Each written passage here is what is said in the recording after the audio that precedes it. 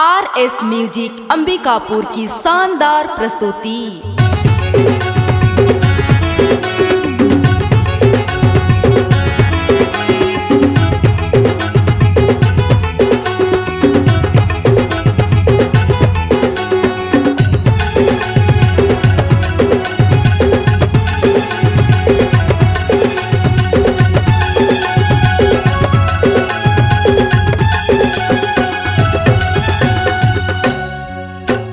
अबर सुघर दिखाते तो देहे ओ मन हर मोहागे जी गोरी मोर मोर सर गुजा के पावन भुइया अबे गली बुले पारा मो। अरे मन हर मोहागे जी गोरी मोर, अरे मन हर मोहागे जी गोरी मोर, अरे मन हर मोहागे जी गोरी मोर। अबर सुघर दिखाते तोर देहे हो मन हर मोहागे जी गोरी मोर मोर सर गुजा के पावन भुइया अबे गली बुले पारा मोर। अरे मन हर मोहागे जी गोरी मोर, अरे मन हर मोहागे जी गोरी मोर, अरे मन हर मोहागे जी गोरी मोर।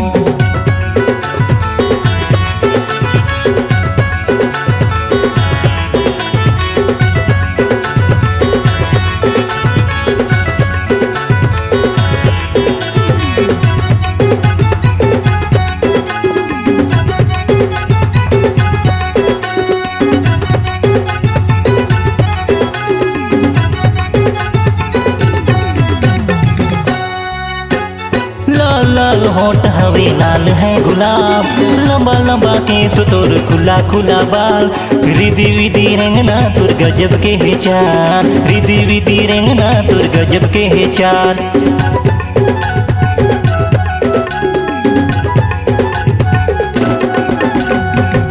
लाल होठ हवे लाल है गुलाब, लंबा लंबा केस तोर खुला खुला बाल। रिधि विधि रेंगना तुर गजब के है चाल, रिधि विधि रेंगना तुर गजब के है चाल। अरे दिल दीवाना हो गे गोरी तो मन हर मोहागे जी गोरी मोर, अरे मन हर मोहागे जी गोरी मोर, अरे मन हर मोहागे जी गोरी मोर।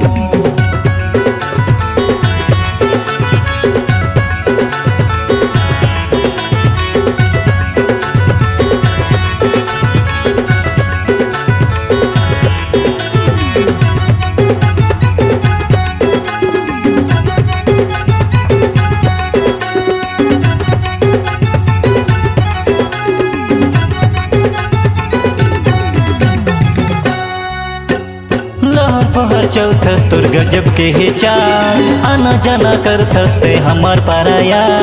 कन्या ले बिनी झूले रिंग न तोर कमाल, कन्या ले बिनी झूले रिंग न तोर कमाल।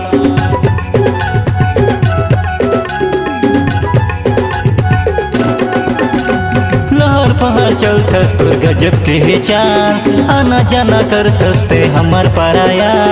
कन्या ले बिनी झूले रिंग न तोर कमाल, कन्या ले बिनी झूले रिंग न तोर कमाल। तेहर नहीं जानस मया बोली वो मन हर मोहागे जी गोरी मोर, अरे मन हर मोहागे जी गोरी मोर, अरे मन हर मोहागे जी गोरी मोर। ओ बड़ सुघर दिखाते तोर देहे ओ मन हर मोहागे जी गोरी मोर, अरे मन हर मोहागे जी गोरी मोर। मोर सर गुजा के पावन भुइया अबे गली बुले पारा मोर। अरे मन हर मोहागे जी गोरी मोर, अरे मन हर मोहागे जी गोरी मोर, अरे मन हर मोहागे जी गोरी मोर, अरे मन हर मोहागे जी गोरी मोर, अरे मन हर मोहागे जी गोरी मोर, अरे मन हर मोहागे जी गोरी मोर, अरे मन हर मोहागे जी गोरी मोर।